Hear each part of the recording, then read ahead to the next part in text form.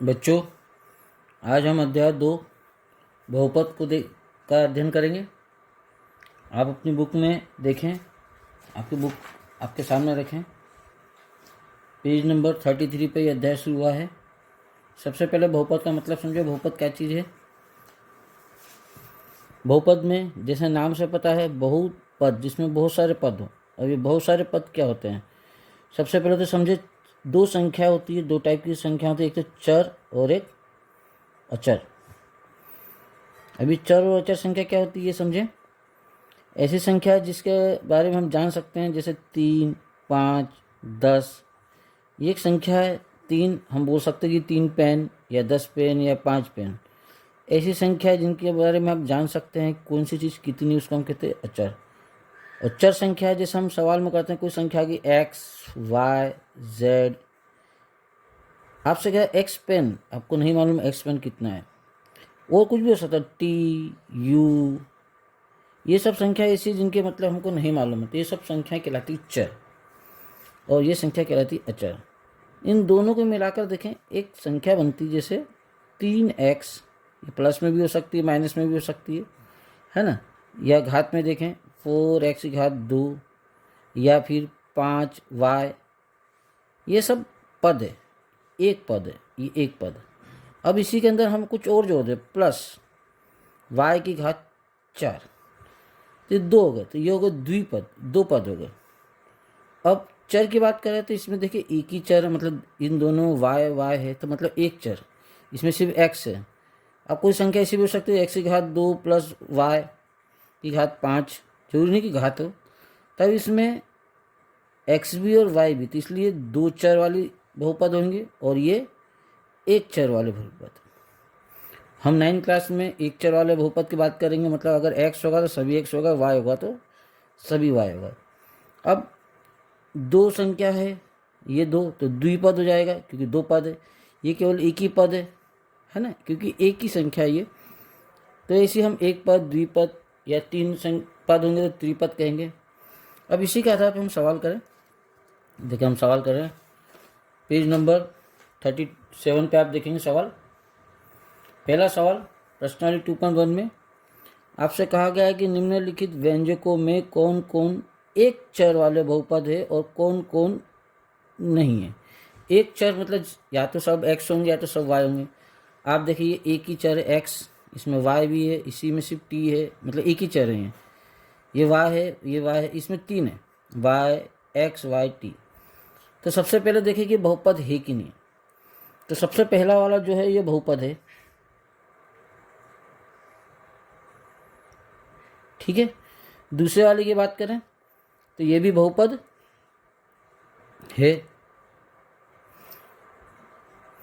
तीसरे की बात करें तो हम कहेंगे कि ये बहुपद नहीं है।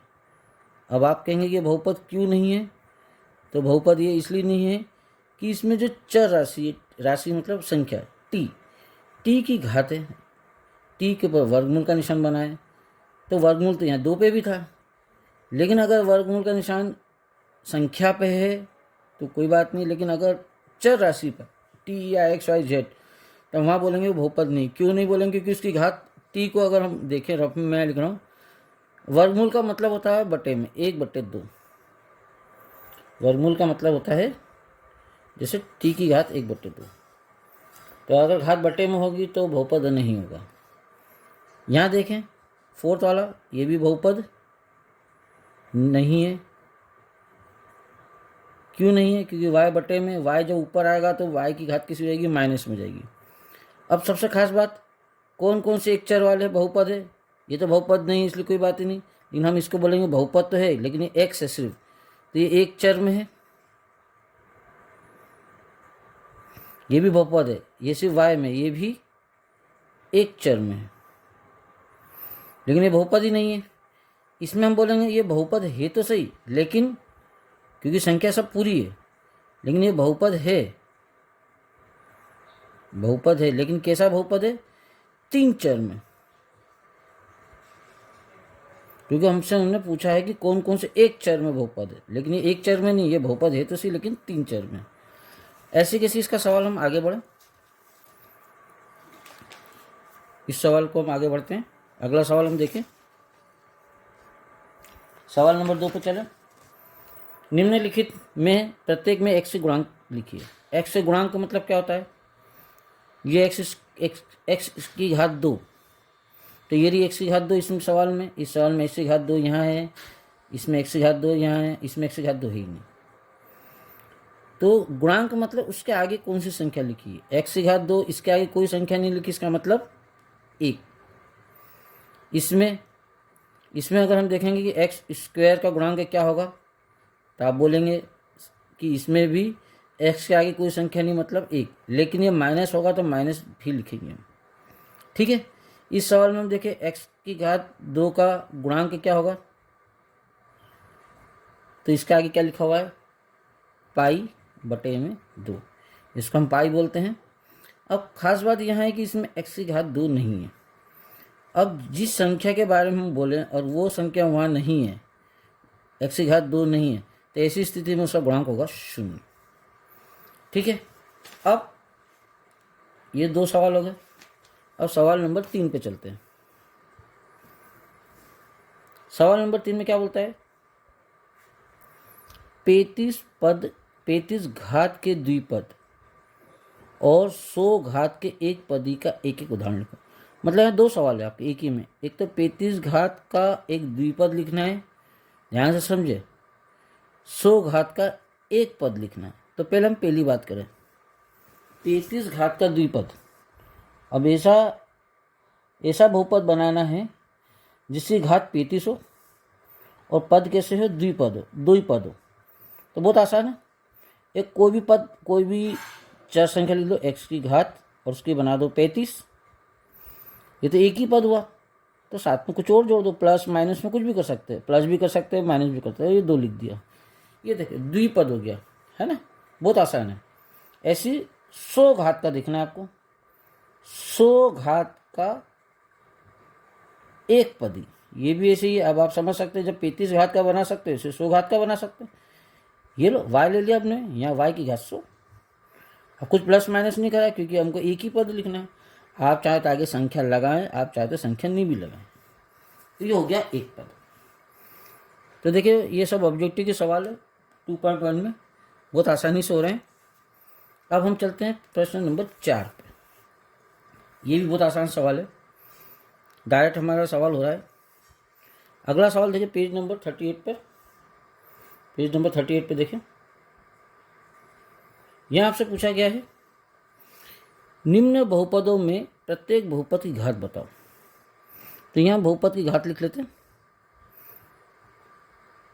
अब घात तो बहुत सारी है, ये भी है, इसकी बात करें ये भी है, और जिसकी घात कोई नहीं होगी तो हम क्या मानेंगे? 1। अब इसमें भी घात है इधर, तो हम घात कैसे माने? जो सबसे बड़ी घात होती है, चाहे वो आगे लिखी हो चाहे पीछे लिखी हो, वो उसकी बहुपद की घात होगी। इस वाले में देखिए 3, 2 और यहाँ कुछ नहीं थे 1, तो सबसे बड़ी घात हो गई 3, तो यहाँ बोलेंगे बहुपद की घात 3। इसमें जहाँ पे y नहीं होगा तो हम y का घात क्या मानेंगे? 0 मानेंगे। लेकिन यहाँ 2 है तो यहाँ बहुपद की घात कितनी हो गई? 2। यहाँ t है, t पे कोई घात नहीं है तो इसकी घात कितनी जाएगी? 1। और यहाँ तो कुछ भी नहीं है, x y t z। मैंने आपसे कहा है जहाँ कुछ भी नहीं होता है वहाँ पर उसको हम उसकी घात कितनी मानेंगे? 0। आप देख रहे हैं सब बहुत आसान सवाल है, ऑब्जेक्टिव टाइप के सवाल है, इसलिए एक बार में हो रहे हैं हमारे सवाल। 2.1 के सभी सवाल ऑब्जेक्टिव टाइप के प्रश्न पूछे जाएंगे परीक्षा में। अब चलते हैं प्रश्न नंबर 5 पे। प्रश्न नंबर 5 में देखें, बताइए कि निम्न बहुपदों में कौन कौन बहुपद रैखिक, कौन कौन द्विघाती और कौन कौन त्रिघाती है। एक आपको रैखिक ढूंढना है, एक द्विघाती ढूंढना है और एक त्रिघाती ढूंढना है। ये दोनों तो नाम से पता चला है कि द्विघाती मतलब 2 घात वाला, त्रिघाती मतलब 3 घात वाला। रैखिक मतलब आप सोचिए क्या हो सकता है, जब ये 2 घात है ये 3 घात है तो रैखिक क्या होगा? 1 घात। ठीक है, इतने सारे बहुपद है हमारे पास 7, जिसमें जो सबसे बड़ी घात है आप देखें, इसकी सबसे बड़ी घात कितनी है? 2। 2 घात है सबसे बड़ी, तो अब बताइए कौन सा होगा बहुपद? द्विघाती। तो हम यहाँ क्या लिखेंगे? कौन सा बहुपद है? द्विघाती। बहुत आसान है, घात देखे और आंसर लिखे। इसकी सबसे बड़ी घात 3 है तो आप यहाँ क्या लिख सकते हैं, त्रिघाती। इसकी सबसे बड़ी घात 2 है तो द्विघाती।